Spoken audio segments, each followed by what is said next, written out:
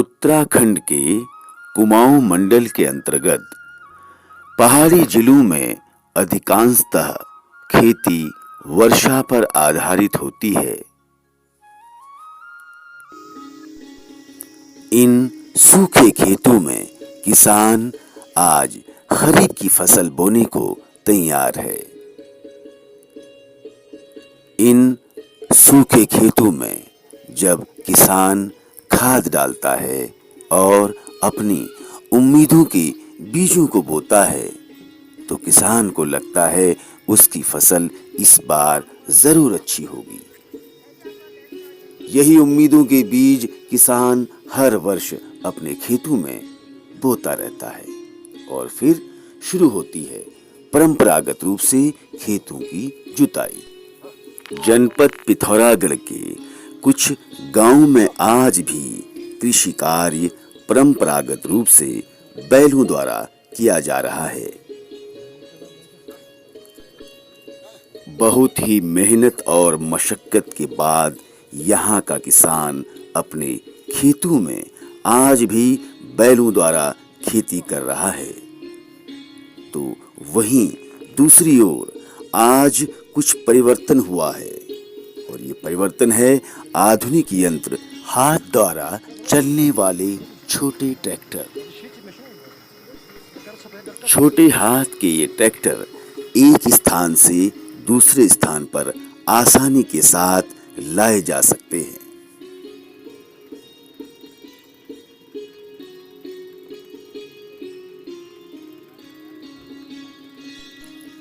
आज यहाँ का किसान आसानी के साथ इन हाथ के ट्रैक्टरों का उपयोग करना सीख चुका है और अपनी कृषि पर लगातार नई तकनीकी के जरिए खेती कर रहा है।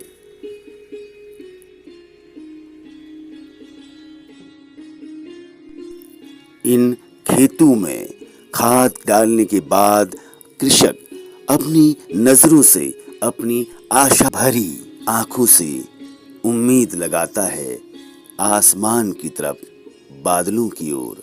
शायद ये बादल इस बार जल्दी गरजें, जल्दी बरसें।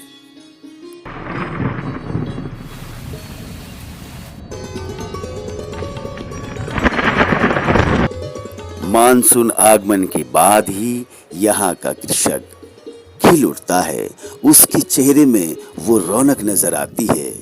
शायद ये खुशी आज अपने खेतों को हरा भरा देखकर और अपनी लहलहाती फसलों को झूमता हुआ देखकर शायद उसका चेहरा, उसकी उम्मीदें खिल उठती हैं। खरीफ की फसल के अंतर्गत यहाँ का किसान धान के अतिरिक्त सोयाबीन, यानी कि स्थानीय भाषा में इसे भट्ट कहते हैं, दो प्रकार की दालों के रूप में पाए जाने वाला यह भट्ट काले और सफेद दो रूपों में मिलता है। यहाँ के निवासी, यहाँ के कृषक ज्यादातर मड़वा और मसालों में अदरक और हल्दी की भी खेती करते हैं और इनकी ये खेती काफी मेहनत के बाद इनको उनका फल देने लगती है। इसके साथ साथ यहाँ के कृषक अपने खेतों में सब्जियां बोते हैं और उन सब्जियों में एक खास सब्जी है घुइयां। अरबी या स्थानीय भाषा में पिनाव या गडेरी के नाम से जाने जाने वाला यह सब्जी आज कुमाऊं क्षेत्र के ज्यादातर खेतों में बोया जाता है। यहाँ का कृषक परंपरागत रूप से खरीफ की फसलों में धान को खेतों में ही मारना, यानी फसल से दाना निकालना शुरू कर देता है। तो वहीं कुछ फसलों को वह अपने घर के आंगन के पास परंपरागत रूप से दो डंडों के सहारे और पुरानी पद्धति लकड़ी के सहारे मारना शुरू करता है। समय के परिवर्तन के साथ इन कार्यों में भी कुछ परिवर्तन हुए हैं। आज यहाँ के किसान को इन फसलों को मारने के लिए नया आधुनिक यंत्र मिला।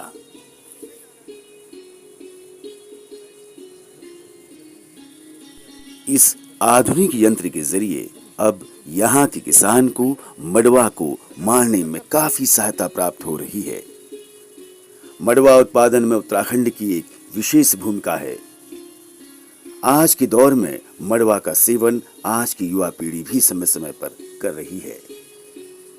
इस यंत्र के द्वारा मड़वा निकालने में आज यहाँ का किसान काफी राहत महसूस कर रहा है।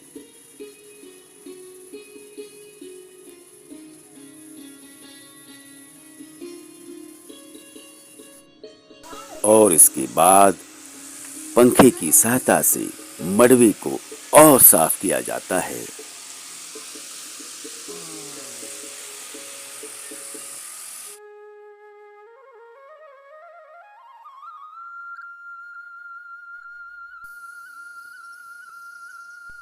यहाँ का कृषक फसल उत्पादन के बाद अनाज का पहला दाना अपने इष्ट देवता, अपने ग्राम देवता को अर्पित करता है।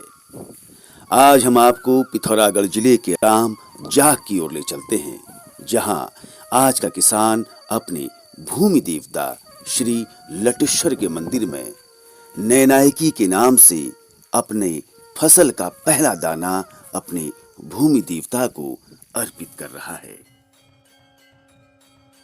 और ये है ग्राम जाख निवासियों का भूमि देवता श्री लटेश्वर देव का मंदिर। सर्वप्रथम यहाँ के निवासी ग्राम देवता को भोग लगाने के लिए भोजन बनाना शुरू करते हैं और उसके बाद भगवान की आरती उतारी जाती है, भगवान को भोग लगाया जाता है। ग्राम जाख के अंतर्गत श्री लटेश्वर देवता का यह मंदिर चीड़ों के वृक्षों के तले एक विशाल प्रांगण में फैला हुआ है। शंकर भगवान के दो गण नंदी और भृंगी के रूप में जाने जाने वाले इस मंदिर की आस्था आज यहाँ के लोगों के दिलों में बसी है। श्री लटेश्वर देवता के इस मंदिर में आज नैनायकी कार्यक्रम के साथ साथ पार्थी पूजन का भी कार्यक्रम चल रहा है और भक्त लोग अपने इस ग्राम देवता भूमि देवता की आराधना कर रहे हैं। हमारे यहाँ फसल पकती है इस समय कार्तिक के महीने में। हमारे यहाँ नैनायकी का सबसे पहला भोग भूमिया देवता जो हमारे मतलब लाटा भरंगड़ा नंदी भृंडीकरण है, इनके मंदिर में लगता है। सारे गांव वाले इसमें अपना नया जो भी अनाज होता है इस समय धान और ये नई फसल सब यहाँ पहले अपने मंदिर में चढ़ाते हैं। उसके बाद सारे गाँव के लोग फिर अपना उसमें खाना उसके बाद करते हैं। उसके बाद यहाँ के निवासी अपनी फसल का पहला दाना ग्राम देवता को अर्पित करने के बाद स्वयं प्रसाद के रूप में भोजन को ग्रहण करते हैं।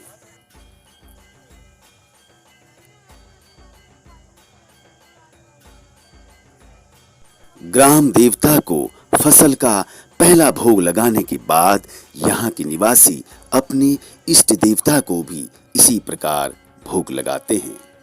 और ये है ग्राम जाख स्थित श्री एड़ी वैद्यनाथ बाबा का मंदिर।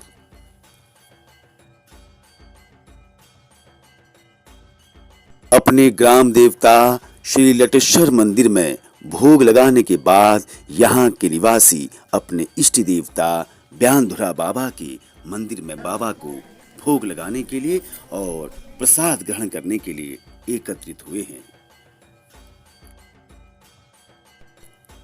सुंदर भव्य विशाल प्रांगण में फैला जाख स्थित श्री एड़ी वैद्यनाथ बाबा का यह मंदिर आज जाख के साथ साथ अन्य लोगों की आस्था का, उनके विश्वास का प्रतीक है।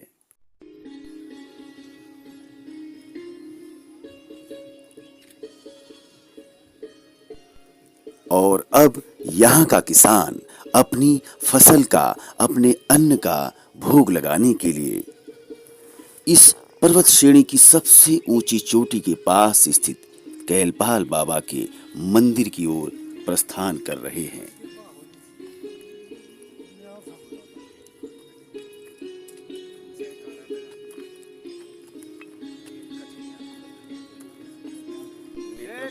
श्री कैलपाल देवता के इस मंदिर में जाने के लिए भक्त लोग सुबह से ही इस पहाड़ी पर चढ़ना शुरू कर देते हैं। हर उम्र का जवान हो बूढ़ा या बच्चा अपनी क्षमता के अनुसार अपने कंधों में बाबा के स्थान पर पहुंचने के लिए काफी सामान लेकर चलता है।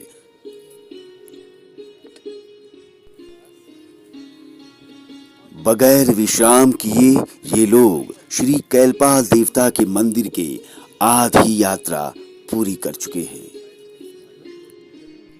श्री कैलपाल देवता के इस मंदिर में पहुंचने के लिए श्रद्धालुओं को तकरीबन 1 घंटे का समय लगता है।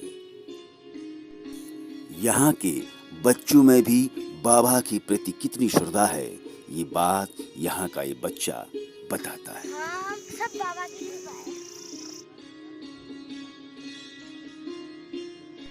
और मंदिर पहुंचकर सबसे पहले हिमालय का दर्शन करने लगते हैं।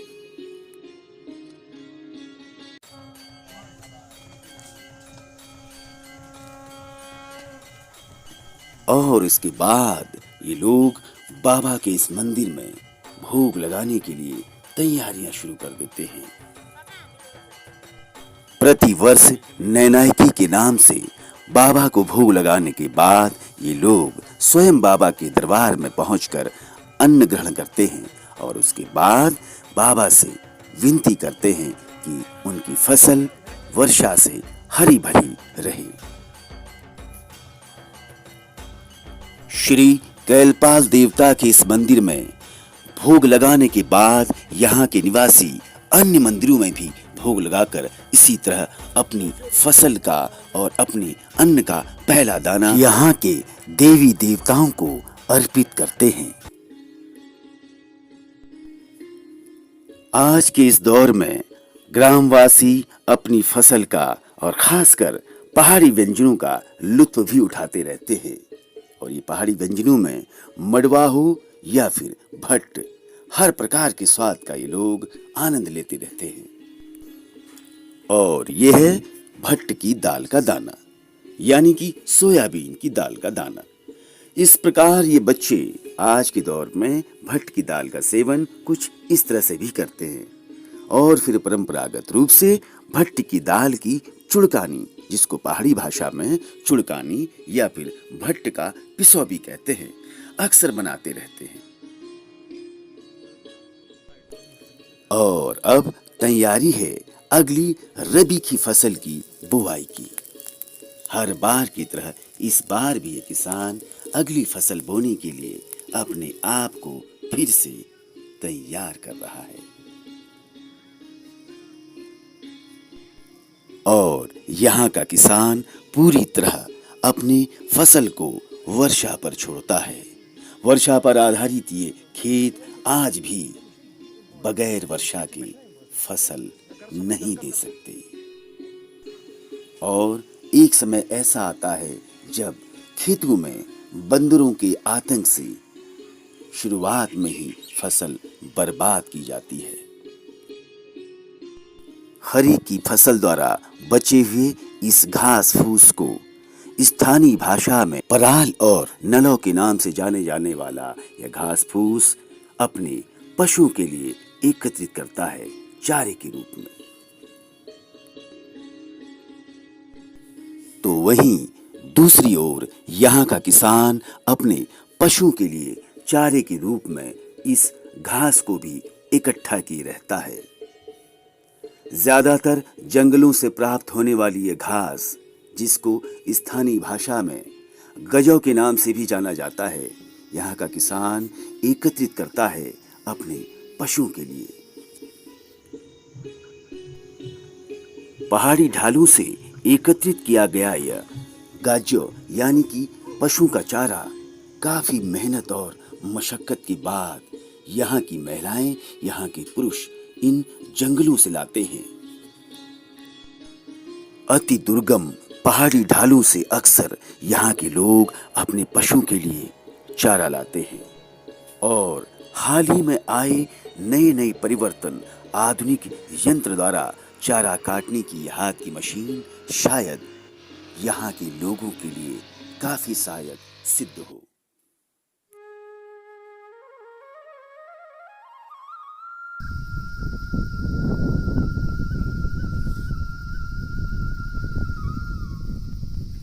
कुमाऊं का किसान अपनी खेती बाड़ी के साथ साथ अपनी बागवानी के लिए भी जाना जाता है और ये बागवानी है पिथौरागढ़ जनपद के अंतर्गत ग्राम जाग की।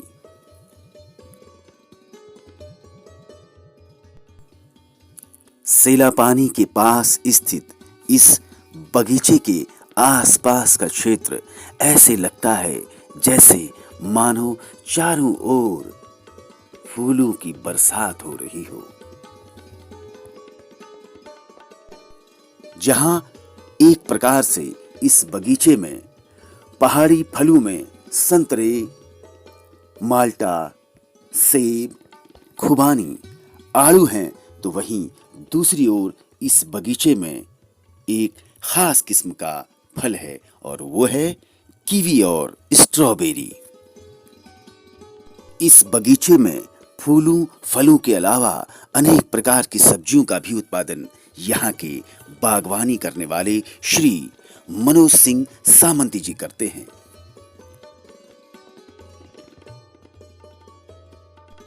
अपने कठोर परिश्रम और अपने ही संसाधनों द्वारा तैयार किया गया यह बगीचा श्री मनोज सिंह सामंत की मेहनत का एक फल है। बागवानी बना रखी है सर हमने। कीवी है, आड़ू है, नारंगी है, माल्टा है और पुलम है। फूलों की बागवानी है, सब्जी का काम भी करते हैं। और ये है कीवी सर।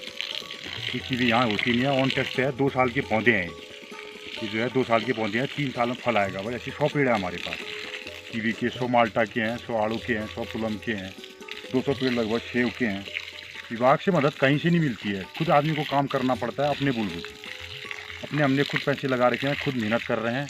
अब जाके विभाग वाले हमसे बोल रहे हैं कि कोई मदद चाहिए तो बताओ।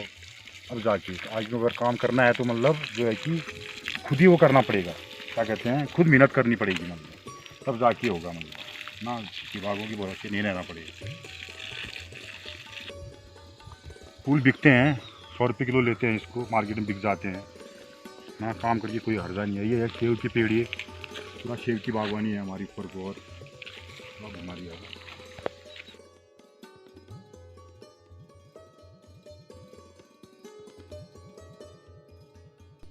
जहां एक ओर किसान अपनी इस बागवानी और उद्यान के जरिए अपनी आजीविका को बढ़ाता है, वहीं दूसरी ओर सरकार को पर्यावरण के क्षेत्र में काफी सफलता मिलती है।